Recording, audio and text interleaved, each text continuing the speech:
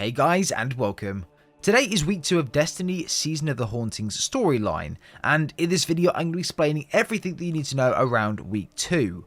It's getting pretty interesting to say the least, and I'm really looking forward to seeing where Bungie take the story going into week 3 now. But if you guys do go on to enjoy the video, please do consider leaving a like down below, it'd be very much appreciated. Subscribe to the channel if you're enjoying the Destiny content, or if you want to see more Halo content or other games, there's definitely more of that along the way. So, without further ado, let's get into it.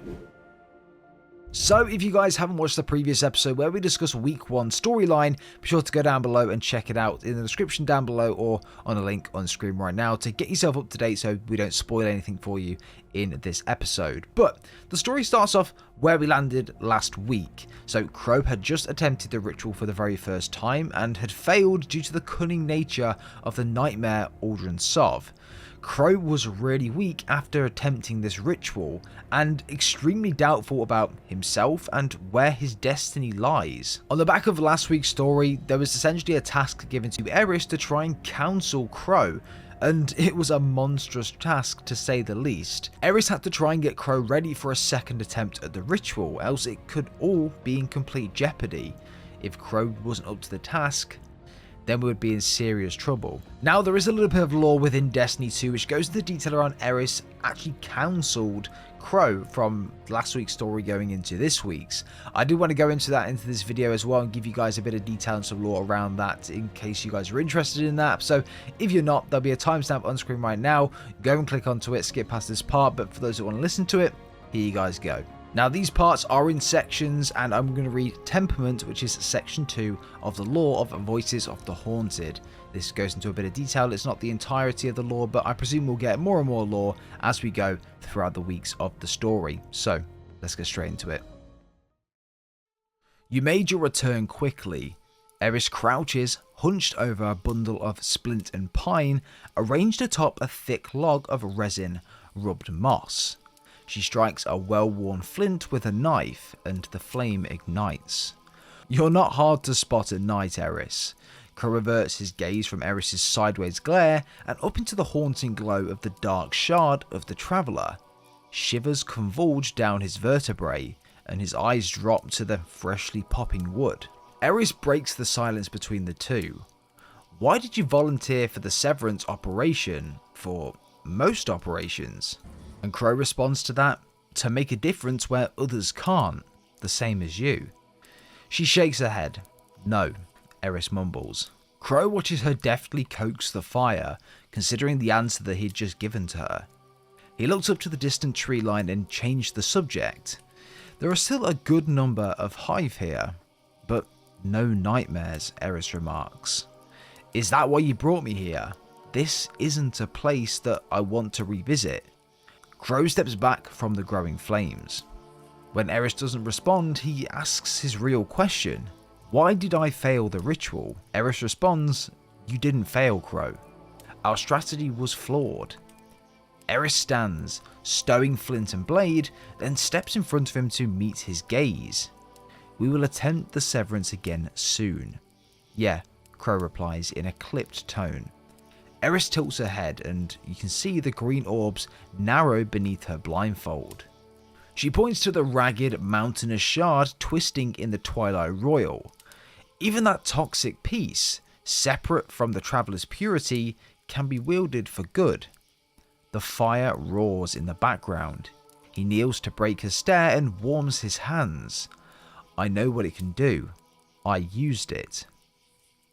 When the Red War left the Guardians lightless, there were some who reclaimed their callings here. They reforged their bond to the Traveller through a scar. A lingered trauma, she continued. Eris sits beside Crow and drinks from her canteen. Crow braces for her to continue, but she does not. The bundle of burning kindling collapses into a heap of cinders. Flames spit between the gaps and ash drifts on heated air. I'll get more wood, Crow says, hasting to step out of the fire's glow. Crow, small fires like this kept me alive in the Hellmouth. I did not have the luxury of more wood. Eris grips a piece of rusty rebar taken from the sludge and thrusts it into the sputtering fire. She stirs the cindering wood, opening new gaps and concentrating the larger piece over a pile of glowing kindling. The flame surges and heat intensifies. During these long nights, we must make use of what's available to us, says Eris. She knows that he understands her but hasn't accepted the lesson just yet. Eris hands Crow the rebar, showing him how to maintain the fire's heat, how to find worth in its remnants, how to rebuild from ash. The pair converse as they take turns keeping the fire alive long into the night. The warmth soothes, their shoulders lighten, and Crow pulls back his hood. When the fire finally dies, Eris gestures to the embers. Now you can fetch more wood. Crow smiles and gets to his feet. Eris, do you ever try to get your light back? The past is not for dwelling, Eris mentions. Crow nods and sticks his hand out. She looks at it inquisitively. Come on, Crow says. Eris stands next to Crow. He clasps her palm and ignites a golden gun between their hands. Solar flames dance across Eris's fingers. Crow guides her arm and lifts the gun into the sky. He inhales sharply and howls before crackling a shot through the clouds. Eris depresses the trigger slowly, doubtful that it would fire. A second solar streak pierces the atmosphere. Crow laughs. They send round after round skywards, howling pent tension into the night until finally, even Eris found herself smiling. Now that's the first part of the lore, and that's around the counselling period of when Eris was trying to counsel Crow and just make him feel a bit better about himself, teach him a couple of lessons and things like that. There is a piece before this where I haven't unlocked just yet, and I don't know if it's just because I haven't unlocked it or if it's not available just yet. So maybe we'll know a little bit more around this counselling period a little bit later on into the campaign, but nevertheless, interesting. If you guys have any different bits of details around this lore to share, please leave it down below in the comments. I'd be very interested to hear and have a read of it as well. There is a misconception among the Vanguard that nightmares are like spirits, that they are who they appear to be. This is untrue.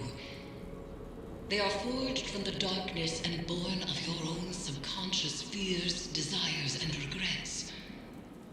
They have only as much power as you give them.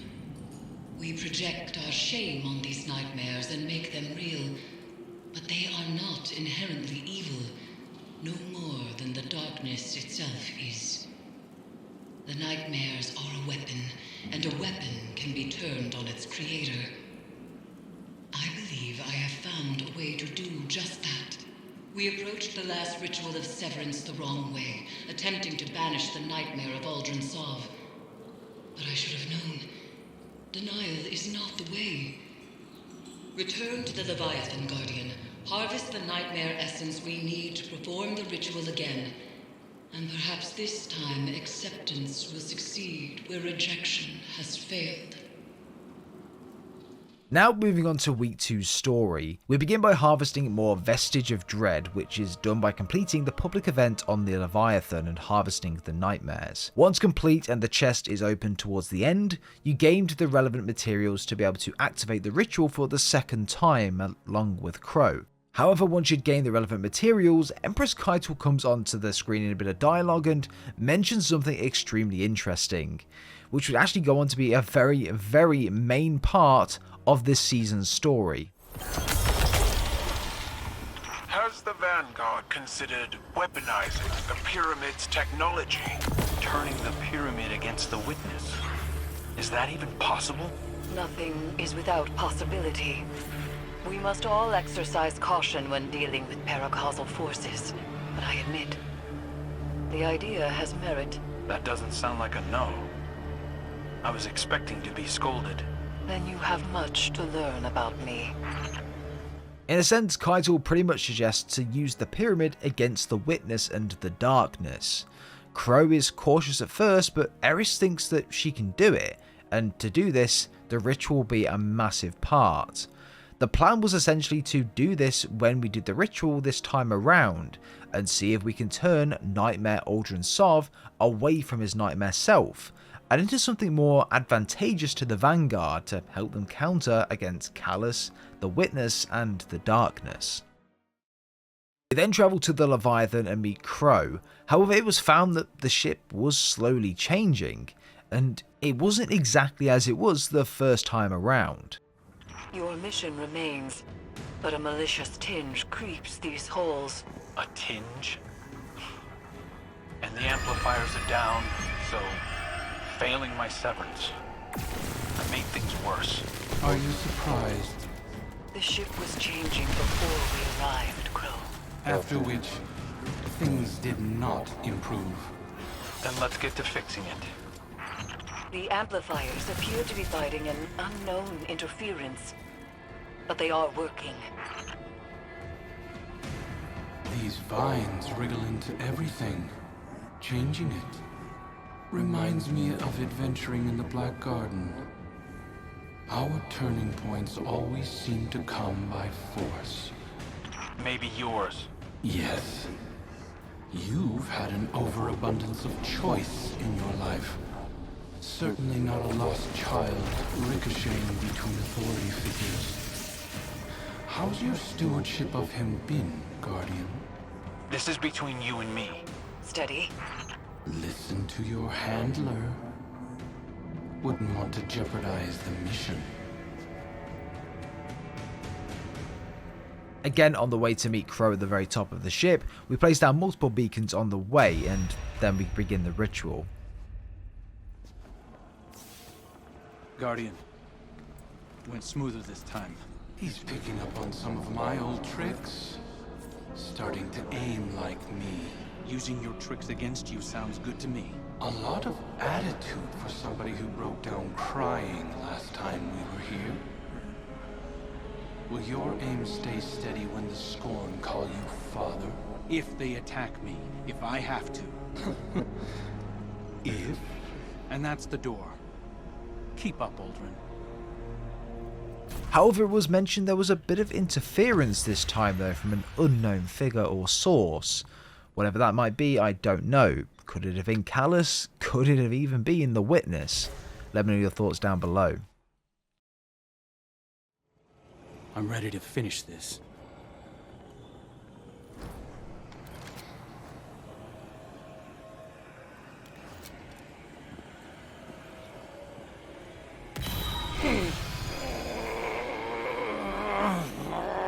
I empathize with your devotion to a cause.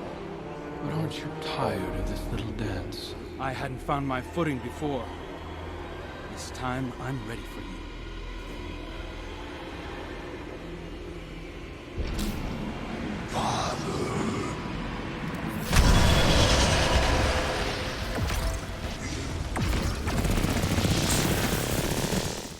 We begin the ritual for the second time and we face Fickrell the Nightmare again.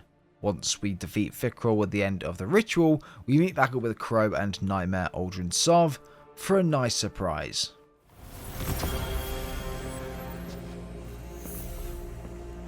I told myself a story about who you were. A villain strung together from whispers of the things you'd done. But you're right. I'm scared. I'm scared that our nature might make my friends dangerous to me, or me to them. We all have parts we wish weren't there, but acknowledging them can make us stronger.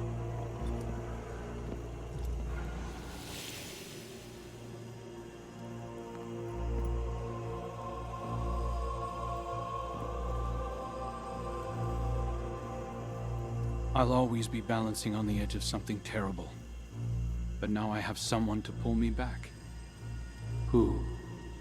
You. I can learn from your mistakes. My triumphs, too. Yeah. You point out the pitfalls, I'll fill them in. We'll right your wrongs together. See you around.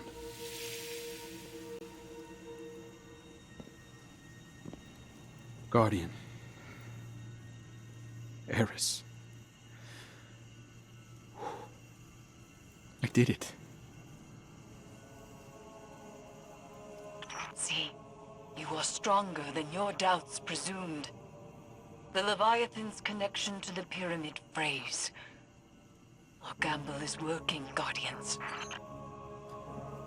Crow completed the ritual successfully for the second time. Nightmare Aldrin Sov was turned from his nightmare self to a psychedelic version of Aldrin Sov that would essentially side with the Vanguard and go against the Darkness, the Witness, and also Callus. This is a huge step forward for Eris' plan, because now we know that Empress Keitel was correct in saying that we could use the pyramids against the Darkness and the Witness, and this was the first step in that direction. We now return back to the helm, where we met with Crow and spoke to him for the first time after the success of the second ritual. Second chances. Turns out I've been using mine wrong. I thought being a guardian was my destiny, that wielding the light for good was the most I had to offer. But it's clear now. This is what the Traveler chose me for. I was reforged in the light for a purpose, to remake something dead and gone into something beautiful, to learn how to forge something new from what we were. Everything Aldrin did to the reef, the scorn, Fickrel, I have a responsibility. No. A calling to make them whole. And I can't replace Cade. But I can cover his old patrols. Maybe organize the hunters a bit, if they'll let me. Clean up some of my mess. I don't know if I can fix everything Aldrin left broken. But I can try. Crow realizes that his destiny is to be wielded by the light, and the Traveler had chosen him with that being his destiny, for him to be a part of the Vanguard. He even mentioned to maybe try and take on more tasks around the Vanguard as well, like even some of Cade's old patrols, and maybe even organising the hunters if they'll let him.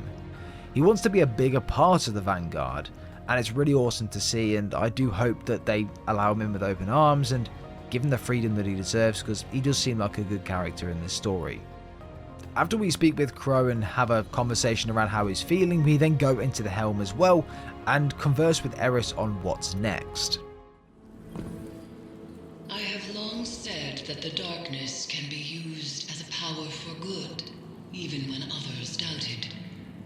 By helping Crow to accept his past as Aldrin Sov, we have changed the inherent nature of a nightmare into something new. A manifestation of healed trauma, a memory of the man Crow once was. The best of him. Aldrin is as much a part of Crow as the darkness is a part of you or me. And there is more to it than pain. In this success, we have discovered the key to our victory. Through our bond, the Crown of Sorrow, we could convert the nightmares into a force against Callus. But the process to convert these psychic constructs will not be an easy one. It is a battle Guardians are not accustomed to fighting.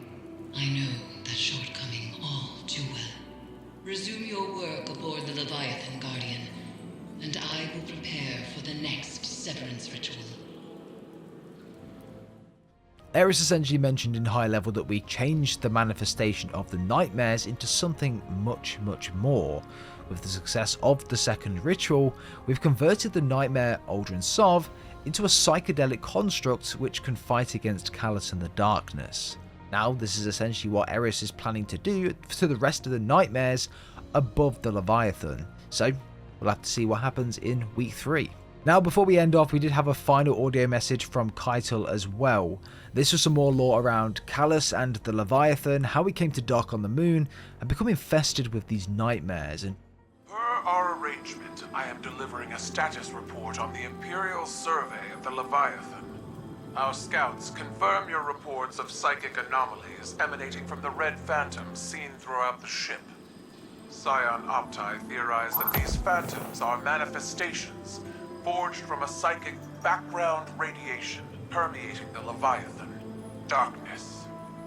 Navigational equipment shows that the Leviathan entered a gravitational anomaly and it was at once within and outside of the known universe for an indeterminate period of time. When it emerged from this state, most of its crew were missing, and an infestation of unknown fungal matter had infiltrated all decks of the ship. Command structure appears to have broken down. Loyalists who emerged from the anomaly disembarked from the Leviathan. We are attempting to determine their location. Those currently aboard are newly grown, combat-ready clones that have no higher brain function. They operate as an extension of my father's will. At Valis Forge's suggestion, I have submitted a recommendation for Crow to participate in a joint investigation to supplement our own. It is my hope that together, we can tear into the beating heart of the Leviathan and drag my father screaming into the light of your sun. Until such a time, we are Cabal, we eat the mountains, we drink the seas. Empress Keitel basically in high level goes on to say that the phantoms we see around the ship are created by the pyramid is essentially the remnants of the darkness. She also then goes on to say that after some details around how the Leviathan became infested with these phantoms, that the Leviathan actually entered some form of gravitational anomaly, meaning that it was then within and then outside of our known universe. When it emerged from this state and came back into the universe, for however long it was there for, which is also unconfirmed, a lot of the crew members were missing from the Leviathan, and it was infested with what looks like an unknown fungal matter, which had just completely smothered the Leviathan from top to bottom. All of the crew members that survived, as mentioned, essentially fled the ship as soon as it docked on the moon. Now Empress Keitel and her team are trying to locate these different crew members to essentially interrogate them and maybe use her scions to find out exactly what they know. But until then, we're going to have to wait and see. And the members on board the ship at the moment are just clones. Really interesting. I'm very much looking forward to week 3. I think it's going to get spicy from here. On even further interesting points as well from this suggestion is that Keitel has suggested that Crow and Saladin participate in a joint investigation, and she's hopeful that we can get more information around exactly what happened on the ship at the time. Potentially they went out of our known universe to wherever the witness might be, and that's where all of this fungal matter came from. Again, we don't know. Week 3, please be good. But guys, that's all we got time for this week. It was a bit of a shorter one, to be honest. I was expecting it to be a little bit longer, but hey ho, I enjoyed it nevertheless, and I'm looking forward to next week's story. But guys, if you did enjoy today's video and you've got any questions or any additional bits of lore to add to it, please leave it in the comments down below. It'd be very much appreciated. And where do you guys think the story is going to take us next? Enjoy the rest of your day, everyone. Please like the video, subscribe if you are brand new, and we'll see you all in the next one.